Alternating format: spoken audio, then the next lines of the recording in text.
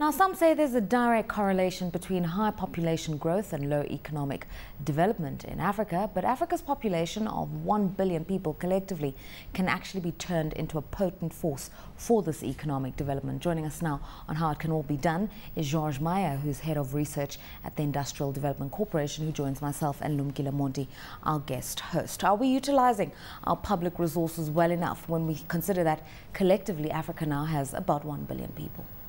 Rato, good evening. No, we are very far from utilizing that potential. I think that it's really an incredibly missed opportunity when we as Africans and economic agents throughout Africa are looking elsewhere for markets, and yet there is on their doorstep a massive market, a growing market, a market that is seeing rising incomes, and yet it is still being flooded, of course, as we know, by Western and Eastern goods.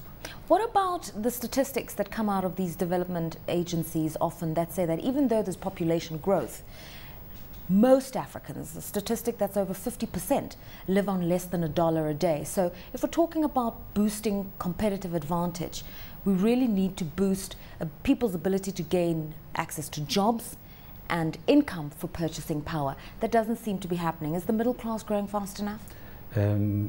Apparently so, and at a faster pace than most African policymakers and traders would probably assume. You take, for example, a recent report of McKinsey that highlighted that those households earning more than $5,000 per annum of income are likely to amount to about just over 100 million by 2014. Also another statistic, also by McKinsey, that says that that those earning more than $20,000 per annum, which is what their definition of middle class segment, is already larger than that of India. Now these are incredible statistics, of course, in a continent that is very big, with many countries, with many borders.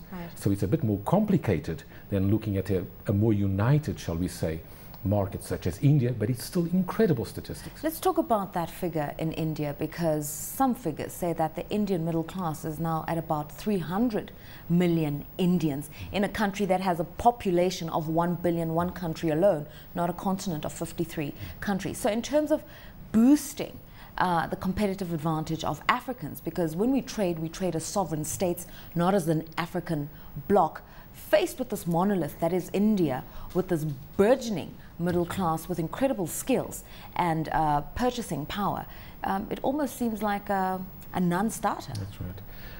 The Indian statistics are a little bit conflicting. The 300 million figure is typically associated with those earning or living on about $5 a day. There was a study undertaken some 5 years ago of the middle income segment, which then puts it at those earning between $5,000 and $20,000 per annum, which is the equivalent to the figure I've just pointed out for Africa. Then we talk, in 2005 the figure was about 11 million households.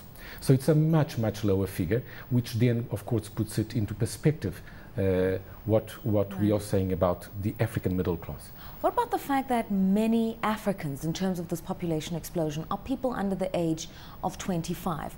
And this raises issues around youth unemployment in some of the biggest economies like Nigeria and South Africa, where those who are under the age of 14 are dominant in terms of population figures right now in an economy like Nigeria. We don't have economies that are big enough to absorb people who are of working age, and we don't have enough educational facilities, for instance, to skill the youth to make them independent in terms of being employable. It seems like a double whammy.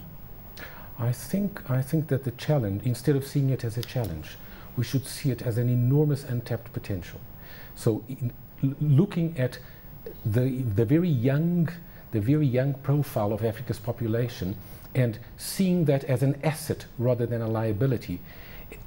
We hear, for example, of the problems associated with aging populations, not only in Europe but elsewhere in the advanced world, and how that actually can turn out to be a liability, and especially, of course, in terms of fiscal commitments going forward. Whereas in Africa, here we have a young population that, of course, the more we develop it, the more we train, the more we educate the youth, the more we provide artisanal skills, higher technical skills. Here is exactly the asset that will contribute to Africa's growth in future. Lumkile, your comments on this one, the age profile, I like Jorge's terminology there, it's neat. The age profile of Africa's population is young, and not just young, it's unskilled. In certain areas, unskilled. In East Africa, countries like Uganda, for example, they produce hundreds of thousands of graduates per annum.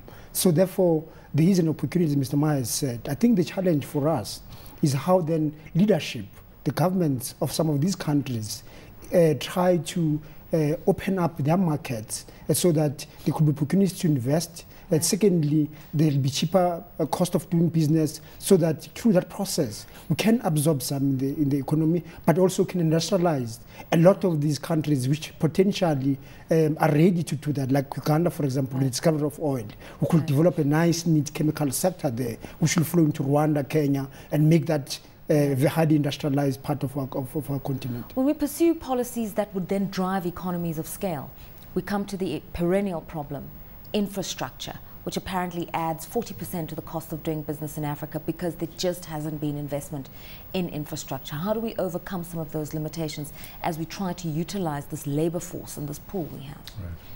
One of the major problems facing infrastructural development in Africa, and of course we all know that infrastructural requirements, there's no shortage of such of infrastructural requirements in Africa and potential. It's of course the availability of bankable projects that is the problem.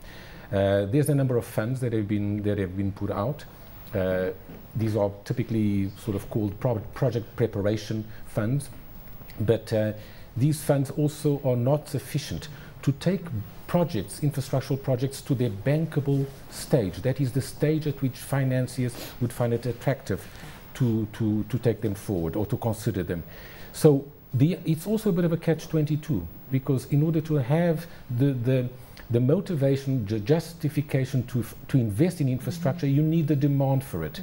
And of course that demand sometimes has to be the internal production base, which is what we need to develop also in Africa. Just in terms of final question, solutions. If you had to propose a policy solution for us to create labor-intensive industries to promote intra-African trade and to use this population resource, what could they do, the governments here?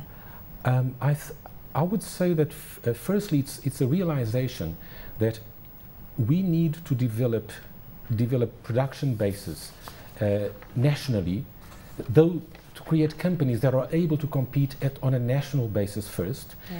Then as they develop their capabilities, they can migrate to the regional domain. That is, for example, the regional economic groupings that we have in Africa, and there's quite a number of them.